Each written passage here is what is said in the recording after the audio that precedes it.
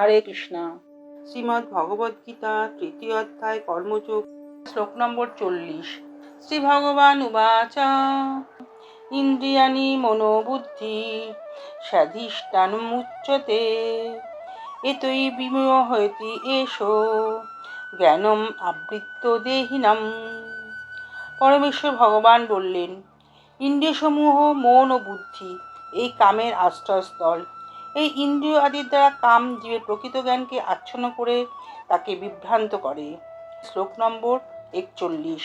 শ্রী ভগবান উবাচ তস্মাত্তম ইন্দ্রিয়াণি আদৌ নিয়ম্য ভারতর্ষভ পাপ্নানং প্রয়োজনহীনম জ্ঞান বিজ্ঞান নাশনম। পরমেশ্বর ভগবান বললেন, অতএব হে ভরতশ্রেষ্ঠ, তুমি প্রথমে ইন্দ্রিয়গুলিকে নিয়ন্ত্রিত করে জ্ঞান ও বিজ্ঞান নাশক পাপের প্রতীকরূপ এই কামকে বিনাশ করো।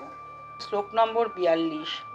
ইন্দ্রিয়াণি পরাণ্যহু ইন্দ্রিয়েভ্যো পরম মনঃ মনস্তস্তু পরা বুদ্ধির য বুদ্ধে পরস্তস্তু সাহা।